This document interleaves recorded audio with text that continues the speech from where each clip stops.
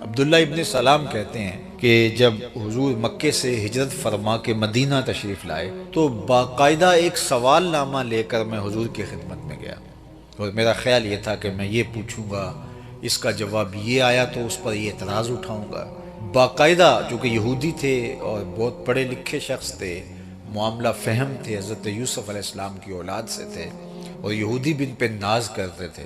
تو انہوں نے کہا میں جا کے بات کروں گا، اور میں تو گفتگو کرنے کا سلیقہ جانتا ہوں۔ یہ حضور کی مجلس میں جا کے بیٹھ گئے، اور کہتے ہیں جب میں بیٹھا تو حضور گفتگو اس بات پہ کر رہے تھے، جو تجھ سے تعلق توڑے تو اس سے تعلق جوڑ، اور جو تجھے محروم رکھے تو اس کی جھولیاں بھر دے۔ کہتے ہیں جب حضور علیہ السلام نے یہ گفتگو کی تو پھر حضور علیہ السلام کا نورانی چہرہ، تو بس پھر آگے بڑھے۔ حضور نے فرمایا عبداللہ ابن سلام آؤ، کدھر آئے ہو؟ تو وہ جو گٹھڑی باندھ کے لائے تھے سوالوں کی، اس کی ساری گھیریں ڈھیلی ہو گئیں اور گٹھڑی کھل گئی اور سارے سوال تتلیوں کی طرح اڑ گئے۔ تو یہ کہنے لگے حضور میں آپ کا غلام بننے آیا ہوں۔ آئے تھے سوال کرنے کے لیے اور حضور کے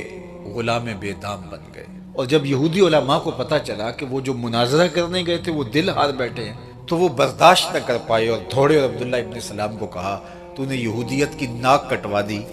تم نے مناظرہ کیا ہوتا، کوئی بات کرتے، دلیل سے ہار جاتے، پھر مان لیتے تو ہمیں کوئی اعتراض نہ ہوتا، سنا تم نے کوئی بات بھی نہیں کی اور ایسے ہی مان لیا۔ تو عبداللہ ابن سلام کہتے ہیں یہ بات میری سمجھ میں بھی نہیں آئی۔ فرماتے ہیں کہ جب میں اس پیارے محبوب کے چہرہ نور کو دیکھا تو میرے دل نے کہا یہ چہرہ کسی جھوٹے کا ہو ہی نہیں سکتا ہے، یہ چہرہ ہی سچ بول رہا ہے اور یہ چہرہ کسی جھوٹے کا نہیں ہو سکتا، اور میں دل سے ان کی عظمتوں کا گواہ بن گیا۔ تو پہلی گفتگو جو انہوں نے سنی وہ صلہ رحمی